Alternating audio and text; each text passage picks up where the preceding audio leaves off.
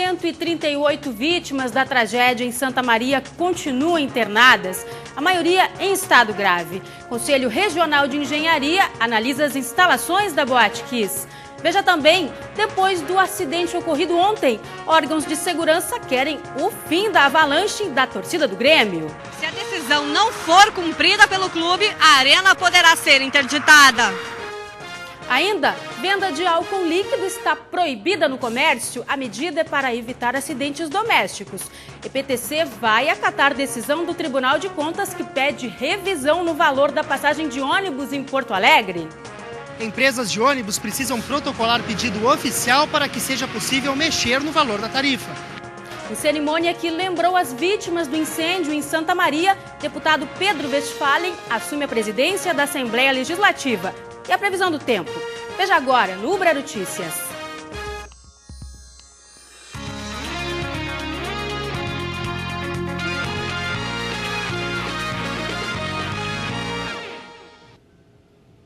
Boa noite.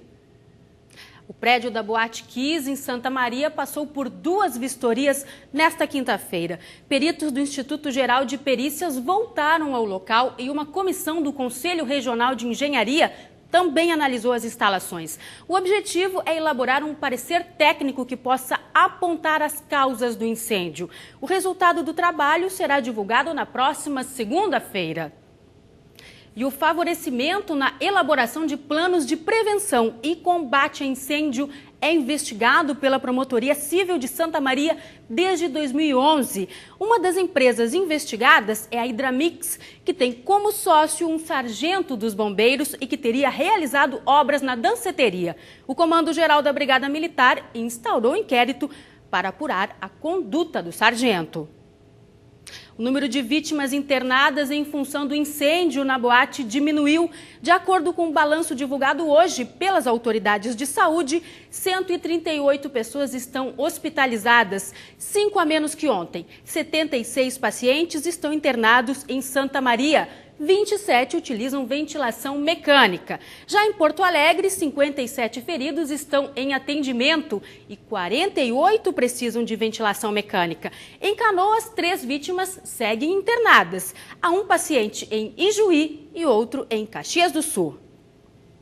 Existe capacidade hoje para nós continuarmos atendendo com qualidade esses pacientes. E também os outros, porque essa questão não é só tem outras estruturas, outros desdobramentos também e outros equipamentos que são usados. Né? O deputado Pedro Westphalen, do PP, assumiu hoje à tarde a presidência da Assembleia Legislativa do Estado. Criar uma comissão para debater a segurança contra incêndios em prédios do Estado deve ser a primeira ação do novo presidente.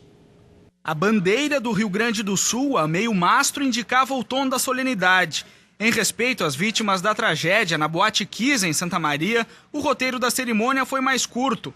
1 minuto de silêncio foi realizado em memória das vítimas.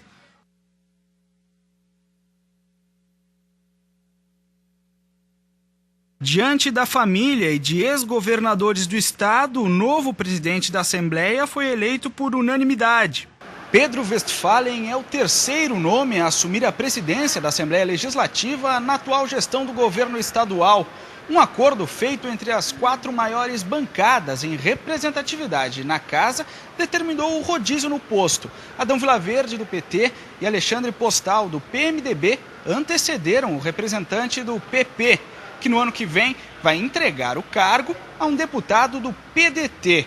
Westphalen também herdou um problema que não conseguiu ser solucionado no último mandato: a falta de controle em relação às atividades dos CCs na Assembleia Legislativa. O novo presidente garantiu que vai continuar o trabalho de Alexandre Postal para regularizar a situação. Além disso, vai ser criada uma comissão para debater a segurança contra incêndios em prédios do Estado, inclusive prédios públicos. Um deles é uma atualização no nosso plano de proteção contra incêndio. Está desatualizada, é preciso fazê-lo, e também, aqui no passado, lamentavelmente, houveram alguns shows pirotécnicos. Isso deverá ser proibida e colocarei à mesa para que não se repita, uma vez que lá foi consequência de um show em que tinha, em parte dele, uma pirotecnia. Natural de Cruz Alta, Pedro Westphalen é deputado estadual desde 2004. Formado em medicina, ele garantiu que uma das principais bandeiras de sua gestão vai ser a saúde, principalmente aos pacientes do SUS. A maneira de contribuir é debatendo, é expondo, é esclarecendo e através da imprensa fazendo com que essas mazelas cheguem aos ouvidos dos gestores executivos e também da comunidade para exigir o seu direito. Canoas vai revisar as condições das casas de shows e danceterias da cidade. A decisão foi anunciada hoje à tarde pelo prefeito Jairo Jorge. Canoas vai revisar as condições das casas de shows e danceterias da cidade. A decisão foi anunciada hoje à tarde pelo prefeito Jairo Jorge. O prefeito criou o grupo de trabalho Diversão Segura, que vai atuar através do Gabinete de Gestão Integrada Municipal, liberado pela Secretaria de Segurança. Jairo Jorge assinou um decreto que estabelece o prazo máximo de 60 dias para a realização do trabalho e adequações. O episódio de Santa Maria nos traz lições. Nós temos que aprender com a dor, com a tragédia e com a tristeza que invadiu o coração de gaúchos e brasileiros. Temos que aprender com isso. Então este grupo tem 60 dias, vai fazer a avaliação, a fiscalização.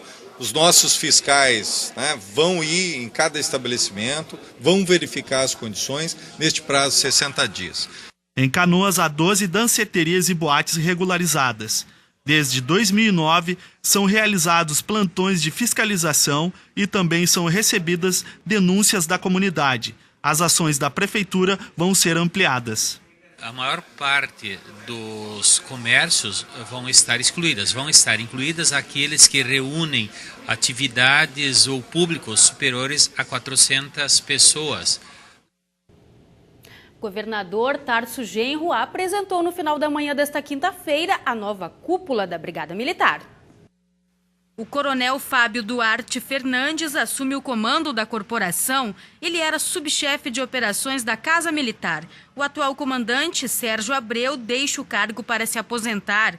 O governador anunciou ainda os nomes do coronel Silanos Melo para subcomandante, coronel Alfeu Freitas para o Estado-Maior da Brigada Militar e coronel Oscar Moiano para a Casa Militar. A cerimônia de posse acontece amanhã no quartel do Comando Geral, em Porto Alegre.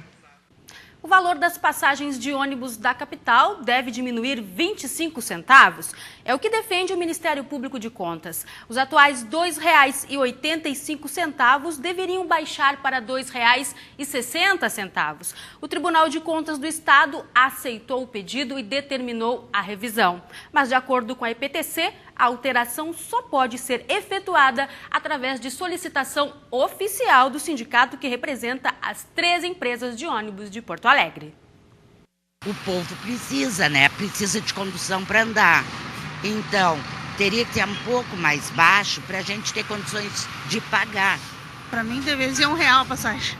Não sobe o salário, a inflação sobe e nós continuamos sendo a mesma. Não tem, é muito caro.